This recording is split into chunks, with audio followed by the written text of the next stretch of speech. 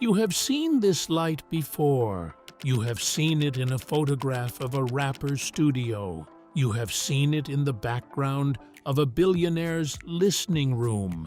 You have seen it behind glass in a Tokyo hi-fi shop, glowing next to an amplifier that costs more than the car parked outside. Two soft blue rectangles, needles dancing to the music. For 75 years, that glow has meant exactly one thing. It means you bought the best there is. Now, for most of those 75 years, serious listeners had a favorite insult. When a speaker sounded thin, when the bass turned to mush and the top end vanished, they had a little rhyme ready. No highs, no lows, must be Bose. You could hear it at every audio show in America. So, here is the part almost nobody saw coming. In November of 2024, the company from that joke wrote a check, and what it bought was the blue light itself. Bose now owns McIntosh. This is the story of how the most worshipped amplifier brand in America survived almost everything. A post-war economy, 6 different owners, the deaths of both men who built it. It survived by refusing to change the one thing that mattered: the same factory, the same hands, the same blue light. And it is the story of why that refusal, the exact thing that made McIntosh worth owning, might be the thing it can no longer protect. Silver Spring, Maryland, 1946. A man named Frank McIntosh has a problem he cannot buy his way out of. Frank is not a musician. He was born in Omaha in 1906, and what he loves is not performing music, but the machinery that carries it. He studies mathematics and radio engineering. He writes engineering columns for the newspapers. He lands an editing job at Popular Mechanics, and by the mid-1940s, he is running his own consulting firm near Washington, designing radio and television stations for a living. That is where the problem finds him.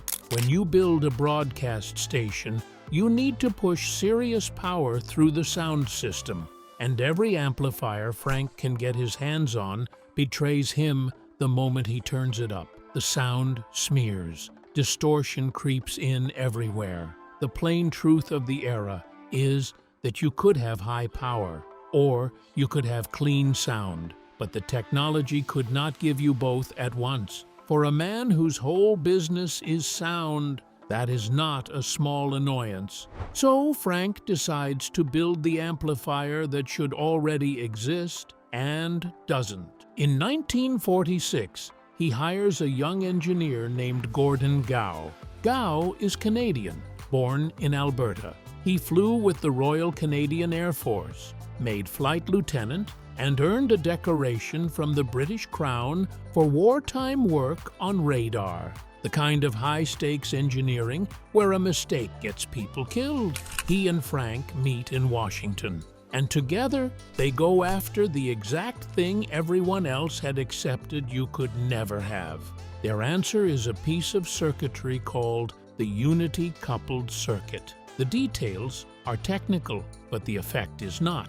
It let an amplifier run at high power while keeping distortion incredibly low across the entire range a human being can actually hear. It solved the thing the whole industry had given up on. The design was so unusual that McIntosh later ran a magazine contest just to name it. By 1948, they have it working on the bench. They file for 5 patents. The first is granted in 1949. And the machine that carries it is called the 50W1, 50 watts, from 20 hertz to 20,000 hertz, distortion under 1%. When it is written up in Audio magazine at the end of 1949, it does not read like a better amplifier. It reads like a different category of machine. That year, the company is incorporated, McIntosh Laboratory. In 1951, it moves north to Binghamton, New York. In 1956, it builds a factory at 2 Chambers Street. It is still there today. Same street, same address. Remember that. The 1950s are kind to McIntosh. In 1950 comes the first preamplifier, the AE2, then the C8, with a polished brass faceplate and a lacquered wood cabinet. And that detail matters more than it looks, because Frank McIntosh decides early that his machines will not only sound like nothing else, they will look like nothing else. In 1954, the MC30 and the MC60 arrive, and they set a signature that survives to this day: the gleaming chrome chassis, the transformers standing proud on top of the deck instead of hidden away underneath. A McIntosh is built to be looked at. In 1957 comes the first McIntosh tuner, the MR55, pulling in AM and FM. The company is no longer just an amplifier maker. It is building a whole system, piece by piece. In 1960, the MC240, one of the first true stereo power amplifiers, arriving right as stereo sound itself is being born. 40 watts a channel. And in 1961, the one that becomes a legend, the MC275, a tube amplifier so revered that McIntosh still builds a version of it more than 60 years later. Ask 100 audiophiles to name the most beautiful amplifier ever made, and a frightening number of them say the same thing. The MC275. In 1972, the MR78 tuner. For years, it is considered the finest FM tuner money can buy, the one that radio stations themselves use to check their own signal. And somewhere in here, the thing that becomes the brand's face arrives. The blue watt meters, soft, backlit, glowing blue, the needles rising and falling with the music. Here is the detail most people miss. A watt meter does not make the amplifier sound one bit better. It changes nothing about the audio. It exists because it is beautiful and because it tells you in real time that this machine has power to spare. It is pure showmanship, and it works. That blue glow becomes as recognizable as any logo in audio.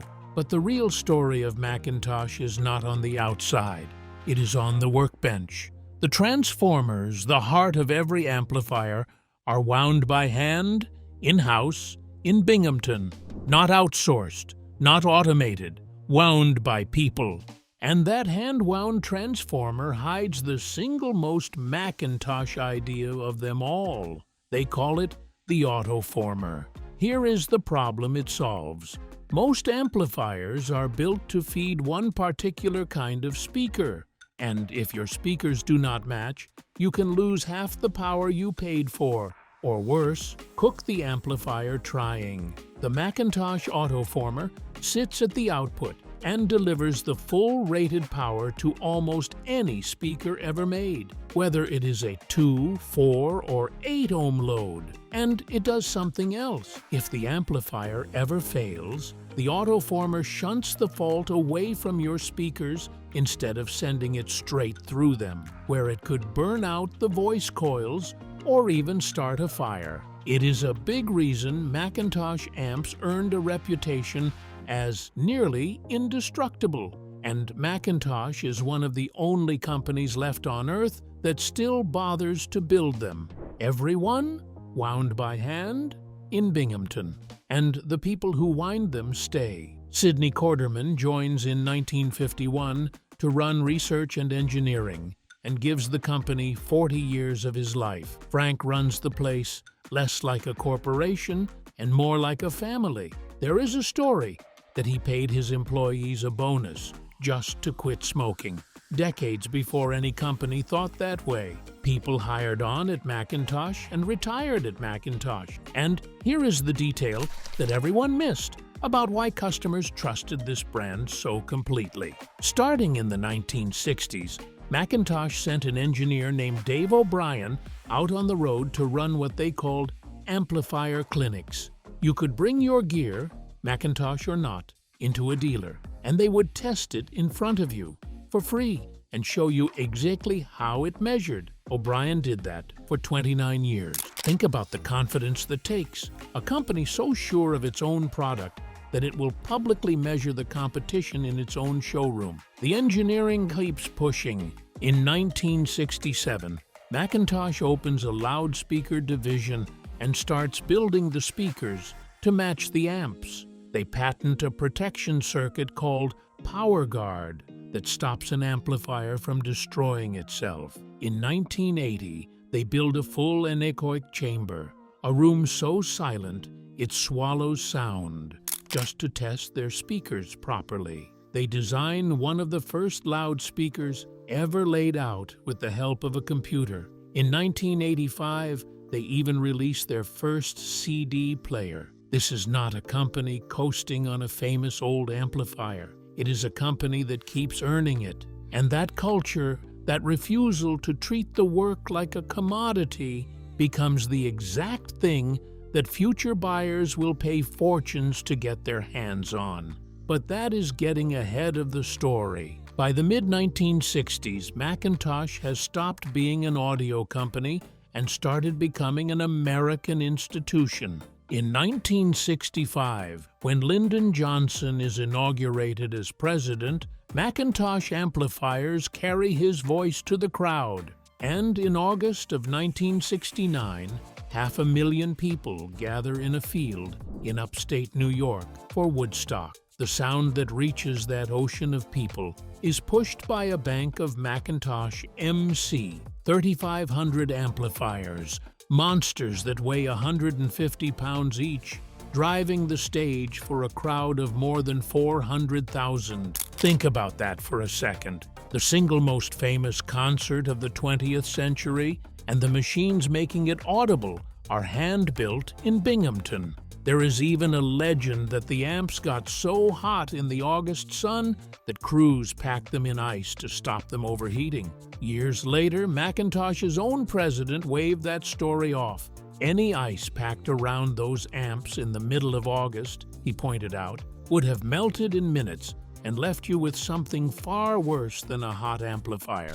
A good story, just not a true one. Then, in 1974, the Grateful Dead unveiled the most ambitious sound system ever attempted by a touring band. They call it the Wall of Sound. 48 McIntosh MC 2300 amplifiers, 28,800 watts of power. A literal wall of speakers taller than the stage, so tall it needed its own scaffolding. There is a reason this era is still talked about in audio circles today. For a stretch of years, if sound truly mattered at the highest possible stakes, the answer was always the same. It was McIntosh. Decades later, when a group of perfectionists built a traveling disco called Despacio, chasing the purest dance floor sound on earth, they reached for the same name, McIntosh. Even the stories that sound made up turn out to be true. In 1976, George Harrison is staying at the Plaza Hotel in New York and asks for a McIntosh system by name. At 2 in the morning, a rack of McIntosh amplifiers and a set of speakers is wheeled up to his room. He plays it so loud that guests reportedly hear it blocks away. He is asked to leave the hotel the next day. And here is the one almost nobody knows. When a small computer company wants to name its new machine the Macintosh, there is a problem. The name sounds just like Macintosh. Steve Jobs has to reach a settlement with Macintosh's president, Gordon Gow, just to use it. For a while, early Apple machines even carry a small acknowledgement on the back. In 1986, Apple pays what is described only as a substantial sum for the exclusive rights. Yes, that Apple. Named around a permission from an amplifier company in Binghamton.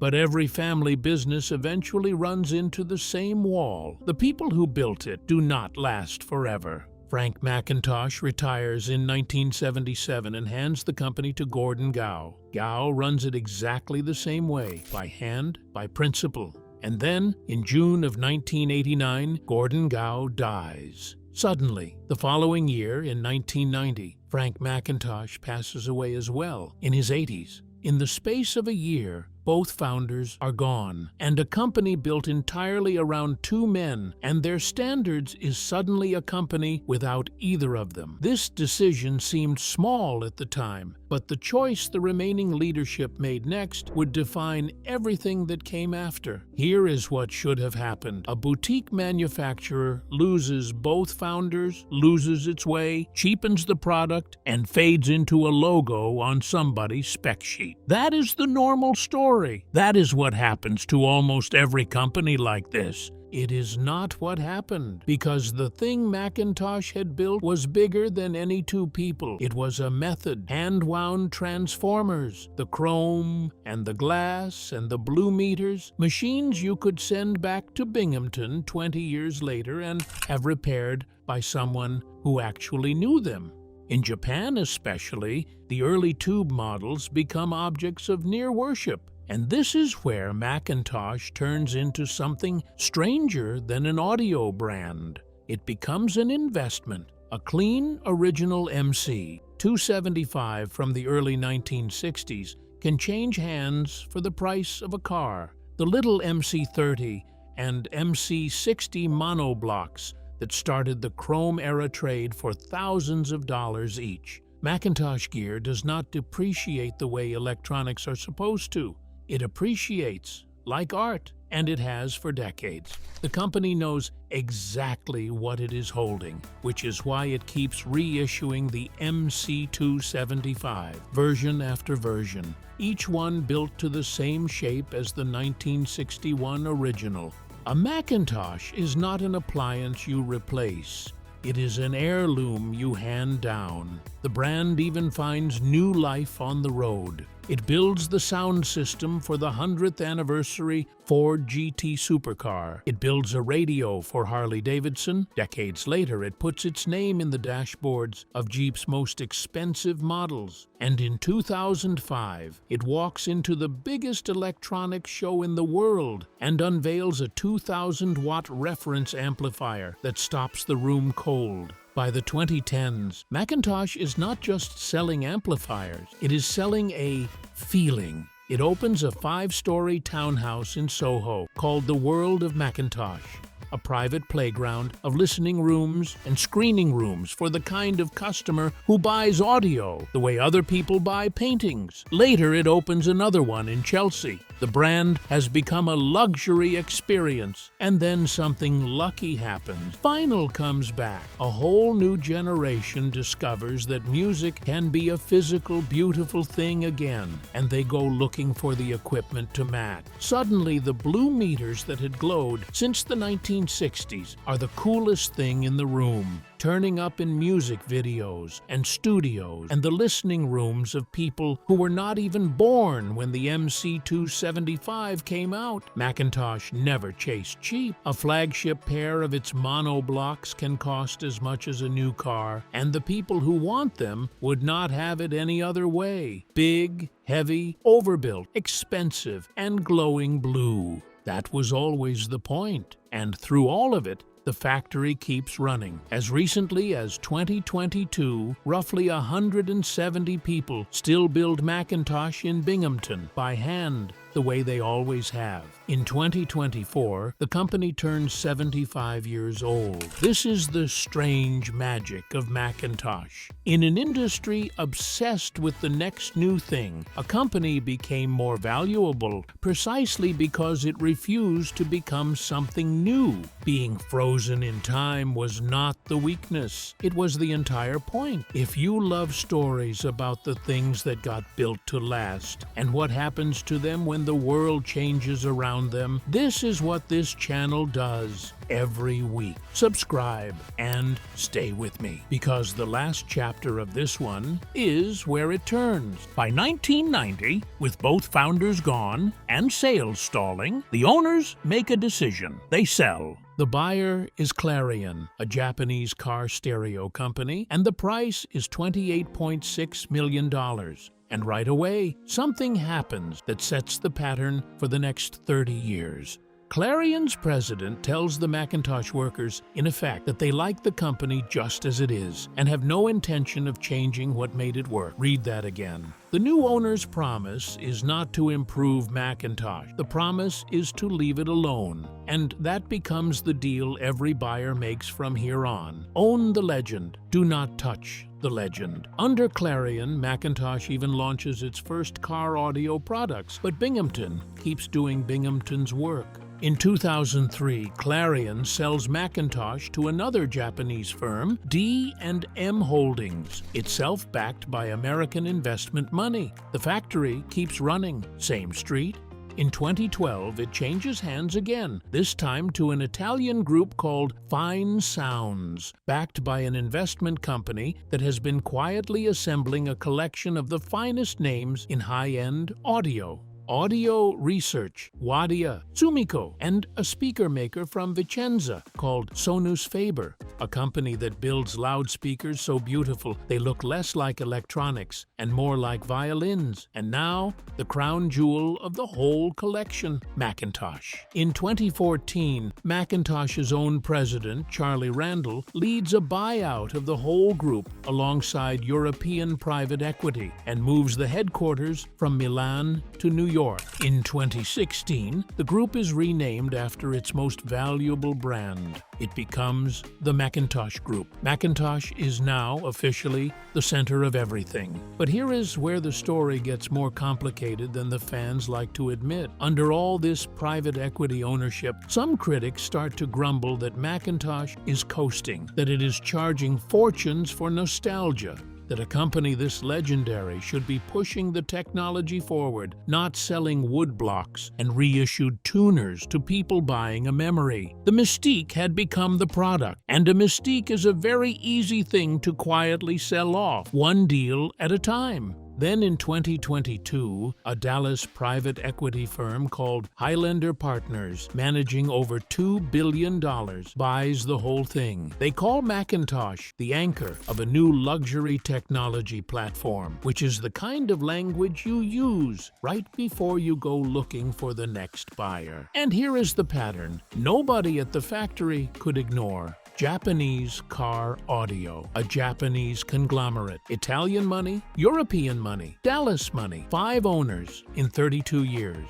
McIntosh had been passed around like an antique that everyone wanted to display and nobody quite knew how to run. But through every single one of those sales, the core promise held. Own the legend. Don't touch the legend. The transformers stayed hand-wound. The meters stayed blue. 2 Chambers Street kept the lights on. Every owner understood that the value was in the not changing. If any of them had truly broken that rule, this would be a very different story. And then, on November 15th, 2024, the deal closes that breaks the pattern. Highlander sells McIntosh and its Italian sister Sonus Faber to Bose. And to understand why audiophiles reacted the way they did, you have to understand what Bose actually is. Bose was founded in 1964 by an MIT professor named Amar Bose. It built its name on clever, consumer-friendly sound, the Model 901 speaker, and later the noise-canceling headphones that made it a household name in every airport on Earth. Bose is brilliant at what it does, but what it does is close to the opposite of McIntosh. Bose is mass market. It sells factory direct, and to a certain kind of listener, the name had spent 40 years as shorthand for sound that was convenient instead of pure. The press release is warm. It talks about honoring heritage,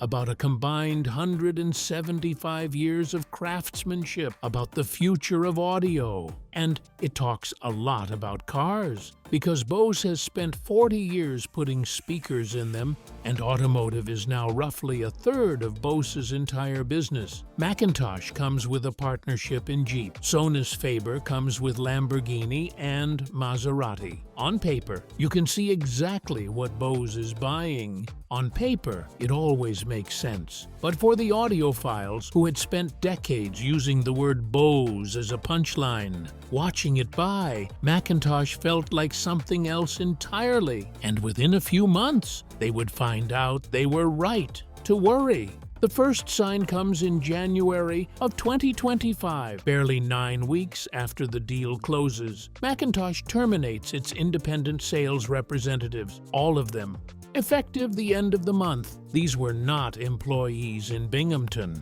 These were the specialist reps who had carried McIntosh into dealers all over the country, some of them for decades. Long relationships ended in a single notice, and it lined up a little too neatly with one fact about the new owner. Bose has always sold factory direct. This is the part where the worry stopped being funny. Then, in March, comes the second blow. Bose reportedly sends secret shoppers into 25 Best Buy Magnolia showrooms, ones that carried McIntosh. What they find is not good. Gear sitting dirty and unloved. Displays no one could actually listen to. A turntable that looked like a brick had been dropped on it. So Bose pulls McIntosh out of those stores. And you can read that two ways. Maybe it is a company protecting a luxury brand from a shabby showroom. Or maybe it is the moment a mass-market giant realizes it does not quite know what to do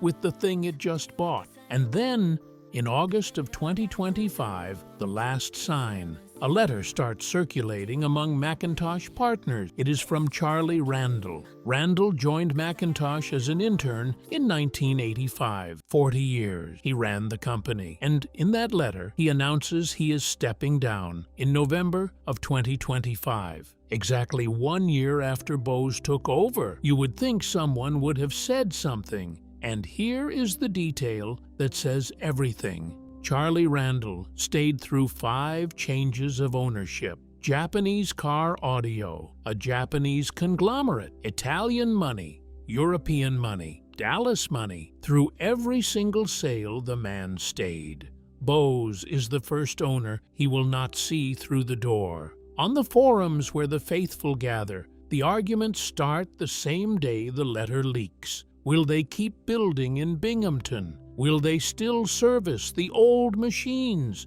Nobody knows. And for a brand whose entire promise was that it would never change, not knowing is its own kind of answer. The reps, gone. The showrooms, gone.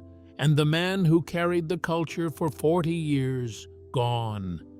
In a single year, the 3 things that were never supposed to change all changed. So go back to that blue glow, the one you have seen in 1,000 photographs. For 75 years, it meant one promise. This machine was built by hand in one American town by people who never learned how to cut a corner. That light survived a post-war economy. It survived the death of both men who invented it. It survived 5 owners on 2 continents, because every one of them was smart enough to be afraid of it and left it alone. And now, it belongs to the one name that spent 40 years as the joke audiophiles told about bad sound. The punchline bought the legend. Maybe Bose keeps the lights on at 2 Chambers Street. Maybe the transformers stay hand-wound and the blue stays blue. Maybe this is the owner that finally gives McIntosh a future instead of just a price tag. But the reps are already gone. The showrooms are already gone. And the man who ran it for 40 years already walked out the door. That blue light is the sound of an American century. That blue light is the one thing money was never supposed to touch. And that blue light now belongs to Bose. I'm working my way through the legends of hi-fi, the brands that built the sound of the last 100 years, and the deals that decided their fate. Sansui is next. Subscribe, and I'll see you in Binghamton's shadow one more time.